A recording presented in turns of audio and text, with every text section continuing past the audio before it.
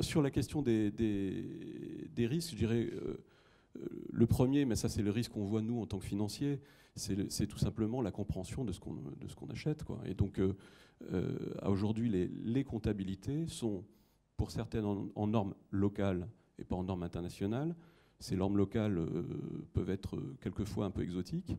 Et surtout, elles sont, comment dire, elles ne sont pas forcément orientées vers l'économie.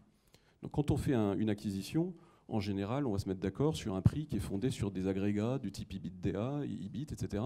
Ce sont des éléments qui ne sont absolument pas maîtrisés par les comptabilités en normes locales. Donc ça, ce sont déjà des agrégats qu'il faut absolument, sur lesquels il faut être attentif.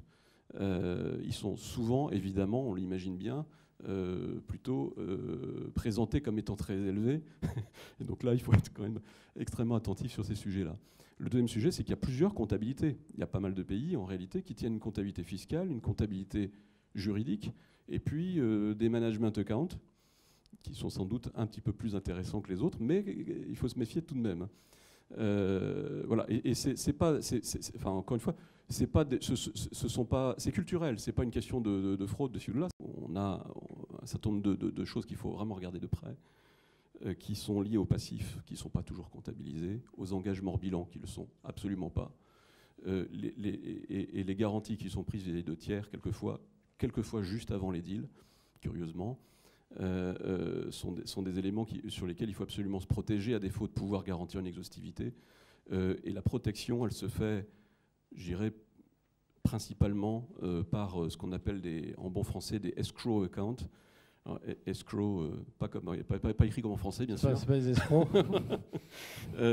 Qui sont ni plus ni moins que en fait, une partie du prix qui est sous compte séquestre et sur lesquels les garanties de passif seront imputées. Parce que si vous demandez après coup une mise en œuvre, une activation de garantie de passif, c'est quand même très difficile de récupérer le cash, donc il vaut mieux l'avoir quand même encore sous la main pendant quelques temps. Donc ça, c'est les mesures de précaution principales.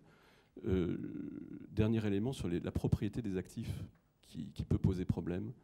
Alors j'ai un exemple là aussi sur une acquisition majeure qui avait été faite il y a seulement 2 ans. Une quarantaine de sites industriels en Russie, en Ukraine. Et dans le tas, il y avait à Kiev, tout le monde était content parce qu'il y avait un site industriel en plein centre-ville. Les gens se disaient finalement, on va le déplacer et puis on récupère un terrain qui est quand même extraordinaire. Sauf qu'on s'est rendu compte qu'on n'était pas propriétaire. Et personne ne le savait, ça faisait juste 30 ans qu'on opérait là-dessus. Et en réalité, on n'avait même pas l'autorisation d'exploiter. D'accord. Voilà. Alors après, bon, de facto, ça n'a pas empêché les gens de travailler pendant 30 ans, mais voilà, on se retrouve rapidement là aussi, finalement, en but en général avec des instances administratives qui quelquefois se réveillent à l'occasion d'une acquisition pour dire tiens, vous n'avez pas d'autorisation, là où pendant 30 ans ils avaient laissé faire. Voilà, donc voilà, et je vous passe certains pays comme l'Indonésie dans lesquels vous pouvez avoir 2 actes de propriété pour le même bien. Un élément important, c'est les charges de personnel, le staff. Alors pour plusieurs raisons. La première, c'est que quelquefois le low cost devient du tellement low cost que ça en est suspect. J'ai un exemple il y a des coûts cachés concret. Oui, tout à fait. Alors, c'est ce que j'allais dire. Donc, par exemple, en Inde, mais enfin, il y a d'autres pays comme ça. On a une comptabilité dans laquelle, en fait, il y a un jeu là. Donc, effectivement, il vaut mieux les régulariser, mais donc il faut en tenir compte. Et typiquement, les fameux EBITDA, etc., là, sont manifestement corrigés, voire carrément l'intérêt de l'acquisition remis en question. Il y a un autre aspect sur le coût de personnel. Il est de 2 ordres. C'est le turnover. Et puis c'est l'augmentation des salaires. Alors typiquement, ça a été le cas, moi je l'ai observé au Brésil par exemple, enfin il y a d'autres pays où c'est le cas, au Vietnam c'est même carrément légal. Le lendemain d'une acquisition par un étranger, le personnel demande une augmentation. Alors, au Vietnam c'est légal, c'est-à-dire qu'en fait le SMIC entre guillemets est différent selon si l'actionnaire est étranger ou local. D'accord. Bon, voilà. Et donc au Brésil, mais dans un certain nombre de pays émergents, il y a cette demande immédiate d'augmentation de salaire qui est appuyée par le turnover, c'est-à-dire qu'en fait, comme ce sont des pays émergents et plutôt en croissance, les gens sont pas le très rapport fidèles. de force est plutôt en faveur des salariés, et donc ils sont susceptibles de partir du jour au lendemain, réellement. Voilà.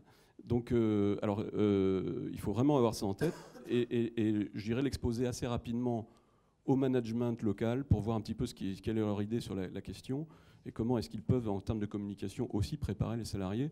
Donc tout ça, ce sont des éléments, vous voyez, qui sont assez importants.